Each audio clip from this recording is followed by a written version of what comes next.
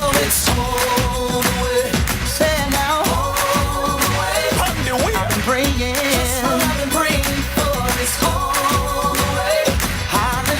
back to the Stockwell Roche Show. I'm Jason Stockwell with RE/MAX Results. And Stephanie Havel with Wells Fargo Home Mortgage. And we are talking with Megan and Patty with Jeremiah Program here about what their organization does and how they help single women with children here in the Twin Cities. And also on break, we had a little shout out to a store that I've never heard of. Chelsea was talking with Megan and Patty. What's the name of that store? It's called I Like You. It's in Northeast Minneapolis. It's called I Like You, and they just have cool stuff, or what? Yeah, it's just right on First Ave there. What type of stuff? Gosh, they have a bunch of local stuff they make. T-shirts. I bought my knit glove things there that are out there. I was just gonna So they have show all them. kinds of stuff. So cool stuff. Yeah, I got like the little handle on my cell phone. And Megan, you heard of them? It's great. You've gone there before? They have fun I have. stuff. And they're local. I love local stuff. Yeah, they have Minnesota themed items. They're at the state fair. Oh, I've never heard of it. I have a little Minnesota necklace that I got there. So there you go. So I Like You. This is unsolicited. We're just promoting them here, but We so like check you them too, out. Jason. It's kind of fun to say that. Yeah, too. So I like you. and I did not get a chance to ask actually Chelsea on our first segment about her take on what she's seen in the market with your mainly in the business that you work for my office, but Yeah. what are you seeing with friends, colleagues, other people just in the general community, not necessarily in the real estate world? I think it's tough because a lot of my friends are sort of living the single kidless life, and they're mostly in the rental market. So in terms of my circle of friends, a lot of them are not necessarily buying yet. I always tell them though, I'm like, you are wasting so much money spending $1,750 a month on your studio apartment in Uptown. But I guess that's mostly what I see is people wasting money on rent when they could own a home for way cheaper. And for the monthly they just payment. they just have no need for it or desire, right? They're not. Because they're not settling down. Oh They yeah, wanna I'm going to be buy. flexible. Yeah. Okay. So that's what's going on. So maybe that'll change when people start to settle down in the next 10 years. Yeah. Well, Or just Well, here it is in 2015, NAR, Home Buyers and Sellers Generation Report. The largest group of home buyers today is people 34 or younger. So, But they're not buying because they're not settling down. well, and they're not going At for least the what I'm McMansions. seeing. What I was reading too is, the kind of the smaller home projects. I think when I was growing up in college, it was all about the McMansions and, keeping up with the Joneses and so forth. And now it's really, they all want the cool technology. They don't care. They don't want a big house. They want a smaller house, but they want to push that button on their cell phone, and they want the lights to come on, the fireplace, freedom. the stove, the water to be boiling, and So that ties into Megan and Patty. A quick question on that. So the age group, this is the age group of these young people. Is it mostly younger moms that you're helping out here, or is it across the board? Yeah, the average age, I believe, of our moms is about 23. Really? Yep. Okay. So young. I would say young for Younger, sure. yeah. Right. And the average age of the kids is about 2.5. Okay. And so we have some families who the kids have to be under 5 when they come in, so that they have the opportunity to be part of the Child Development Center and get all of the benefits and advantages of that. But 2.5 is the average. But we have had some families where they come right from the hospital to Jeremiah, and it is their very first home as a family. Really? So Yeah. run us through the scenario here. So we have Megan Redmond here, who is the volunteer manager for Jeremiah Program, and Patty Jensen, who is the director of development with Jeremiah Program. And you can go to jeremiahprogram.org, Jeremiah, JEREMIAH, program.org, to find out more information. But, is this, when I was younger as a kid, single mom, 2 kids, and we had a situation where one of the guys that she was with was pretty heavily abusive, and so we had to leave our house and go to what's called a safe house. I believe it was in Eagan, and and it was all moms and young kids. Is it something like that where it's a safe house for, or explain the process and what you guys offer on how it might work for someone. Sure. So there are several components to what we do, and safe, affordable housing is one of the components.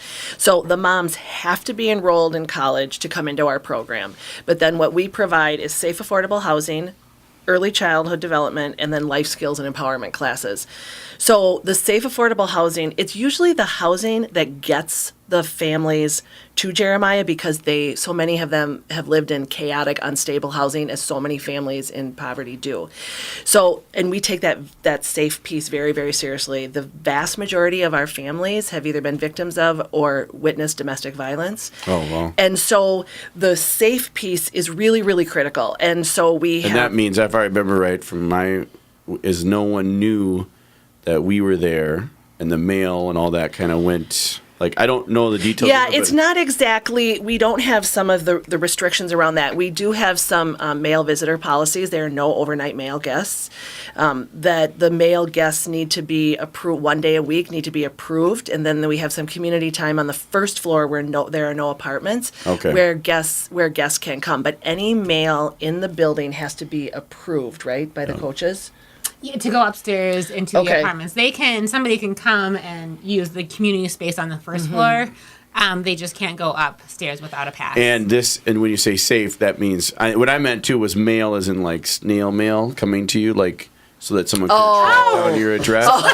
But I'm glad we talked about mails as well, because that's good. Well, I think what you're talking about is, if they're in a violent situation, they're protected there. Like, somebody couldn't Google their address or phone number or things we don't like go that. into that level, because when they are living with us, they move into our program. They sign a lease. The lease is with a property management company. Okay.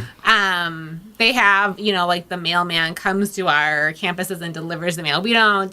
It's not like that. But it's safe, as in you're monitored, and it's. Yep. Yes. And, we have. And visitors can't just come walk. I can't just walk in the door and be like, oh, I'm going upstairs. Yep. Correct. Or something like that. Yep. Exactly. Yes. Yeah. And Semantic. it's an apartment style housing. Is that what it is? Right. Is there one location, multiple locations, or how do you guys operate here? Yeah, we have 2 locations. One in St. Paul off of Highway 94 in Lexington, right by Concordia University. Okay. And then our Minneapolis campus is on Laurel Avenue, and it's right kind of kitty corner behind the Basilica downtown. Okay. And the thing that I love is that for each of our locations, they just look like apartment buildings. I mean, you would Regular not know. buildings. Yeah, you would not know that there was a nonprofit and understand the complexity of what goes on there if you were to walk by.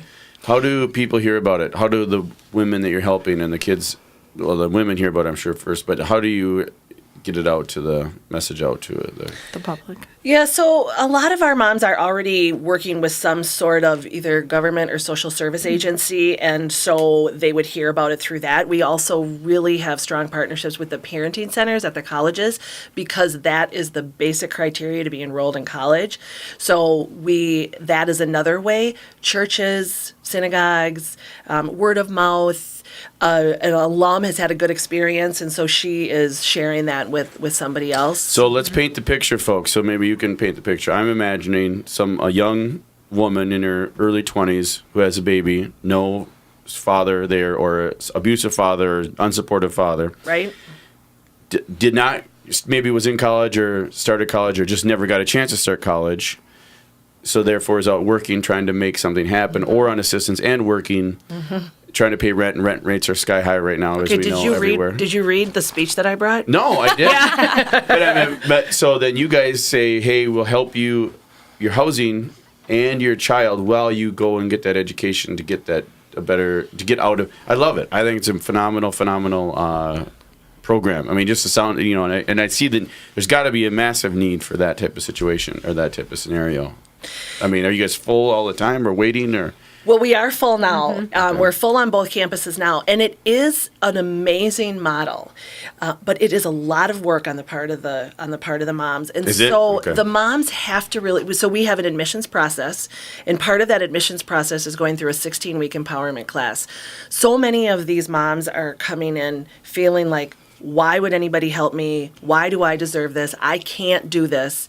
So they take this empowerment class, and then if it seems like it's a good fit and they're ready to do the work, Yep. then they would move onto campus and they'd have to start going to school, and their kids would go to the Child Development Center. And How long is the Jeremiah? How long have you guys existed for? And then actually, my question too was, why Jeremiah? Where did the name come from, or who started it?